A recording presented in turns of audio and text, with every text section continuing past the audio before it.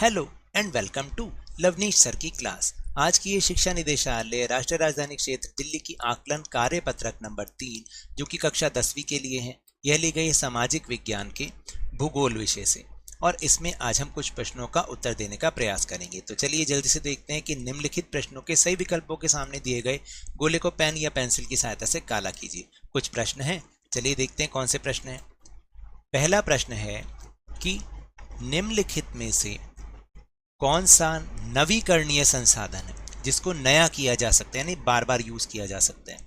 तो कोयला, सोना, पवन या इनमें से कोई नहीं। तो इसका सही उत्तर है पवन, यानी आप एक बार हवा को यूज करें उसकी एनर्जी को, फिर दूसरी बार भी कर सकते हैं। तो नवीकरणीय संसाधन पवन है।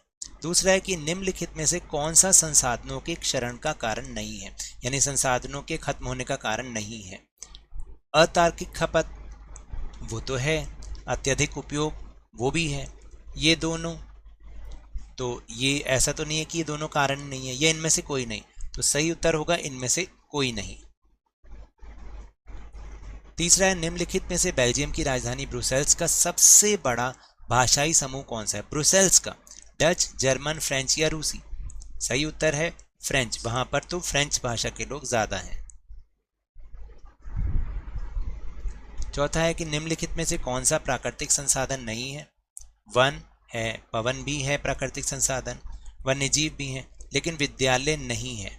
तो सही उत्तर होगा विद्यालय, वो मानव निर्मित है। पांचवा प्रश्न, निम्नलिखित में से संसाधनों के विकास की कौन सी एक चुनौती नहीं है। संसाधनों के विकास की चुनौती, कुछ हाथों में संचय है, संसाधनों का क्षरण भी है, यानी उसका नुकसान होना, खत्म होना। संसाधनों का अंधा उपयोग भी एक चुनौती है, लेकिन संसाधन नियोजन कोई चुनौती नहीं है। तो आप इसको ब्लैक करेंगे। फिर छठा प्रश्न, इनमें से किस देश ने सिंहली को अपनी एकमात्र राजभाषा घोषित किया है। सिंहली को भारत ने, बेल्जियम ने, बांग्लादेश या श्रीलंका ने। राइट आंसर इज श्रीलंका ने। ये हमने पहला लेसन जब पढ़ा था वो है संघवाद वाला। फिर प्रश्न संख्या 7 से 10 में दो वक्तव्य जिन्हें कथन और कारण के रूप से निरूपित किया गया दिए गए हैं। इन वक्तव्यों को ध्यानपूर्वक पढ़िए और नीचे दिए गए विकल्पों के सामने, सही विकल्प के सामने गोले को पेन या पेंसिल की सहायता से काला कीजिए। देखिए यहाँ पर दो कथन दे रखे हैं, ए और आर। पहला जो ऑप्शन होगा कि ये दोनों सही हैं और जो रीज़न है आर है वो उसकी सही व्याख्या करता है। दूसरे में है कि कथन की सही व्याख्या नहीं करता। तीसरे में है कि कथन तो सही है, कारण गलत है। और चौथे में कथन ही गलत है लेकिन कारण सही है। तो चलिए देखते हैं इन प्रश्नों को कैसे करते हैं, और ये बोर्ड पॉइंट ऑफ व्यू से बहुत इंपॉर्टेंट है। तो देखिए 7वां प्रश्न है कि तनाव को समाप्त करने के लिए बेल्जियम में सामुदायिक सरकारों की स्थापना की गई, और कारण है कि सामुदायिक सरकारों के पास सांस्कृतिक, शैक्षिक और भाषा संबंधी शक्तियां हैं। तो ये दोनों ही ठीक हैं और सही जो इसकी व्याख्या भी कर रहा है तो ए है ना, क्योंकि तनाव को समाप्त किया गया और सामुदायिक सरकार बनाए गए, और सामुदायिक सरकार ये इस कारण से ही इनके पास ये सारी चीज़ें हैं।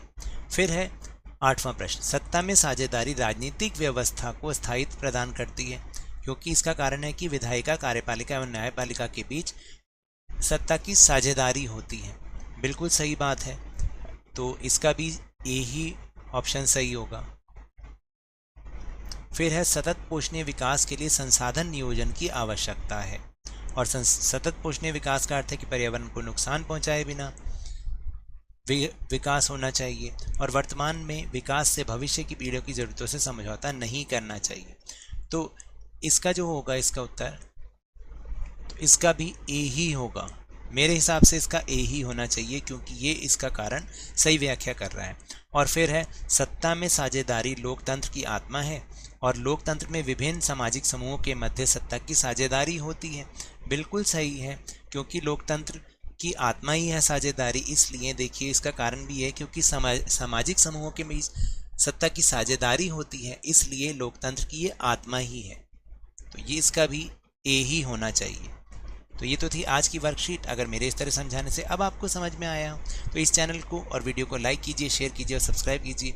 पर भूलिएगा मत, घर से बाहर निकलते समय मास्क अवश्य लगाएं, और अब जब भी आपकी बारी आए कोरोना का टीकाकरण जरूर कराएं, क्योंकि कोरोना को हराना है और जिंदगी को एक बार फिर से सुहाना बनाना है। इसी उम्मीद के साथ बहुत बहुत धन्यवाद।